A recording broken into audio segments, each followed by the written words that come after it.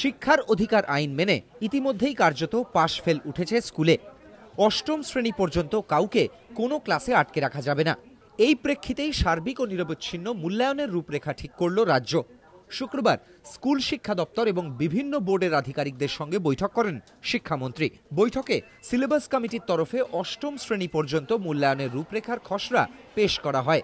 সার্বিক আলোচনার মধ্যে দিয়ে আগামী শিক্ষাবর্ষ থেকে লাগু হবে নতুন মূল্যায়ন বিধি। এখন প্রাথমিকে বার্ষিক ধরে বছরে মোট 3টি পরীক্ষা। অষ্টম শ্রেণী পর্যন্ত বার্ষিক ধরে এখন বাৎসরিক 6টি পরীক্ষা। খসড়া বিধি অনুযায়ী আগামী বছর থেকে অষ্টম পর্যন্ত বছরে 3 ভাগে পরীক্ষা হবে। বছরভর ধারাবাহিক মূল্যায়নের পদ্ধতি হিসেবে চিহ্নিত করা হয়েছে ধারণা, অংশগ্রহণ, বর্ণনা ও প্রয়োগের মতো বিষয়কে। পড়াতে পড়াতেই শ্রেণীকক্ষে শিক্ষক চালাবেন এই ধারাবাহিক মূল্যায়ন। প্রথম থেকে অষ্টম শ্রেণী পর্যন্ত থাকছে গ্রেডেশন। প্রতিটি ভাগের পরীক্ষারই প্রতিফলন থাকবে পড়ুয়াকে দেওয়া রিপোর্ট কার্ডে। পরীক্ষার পূর্ণমান কিছু ক্ষেত্রে কমতে চলেছে। বৈঠকে শিক্ষকদের সাধারণ বদলি নিয়েও আলোচনা হয়। শিক্ষামন্ত্রী জানিয়েছেন, আগামী বছরের মার্চ থেকেই চালু হয়ে যাবে স্কুল শিক্ষকদের সাধারণ বদলি নীতি।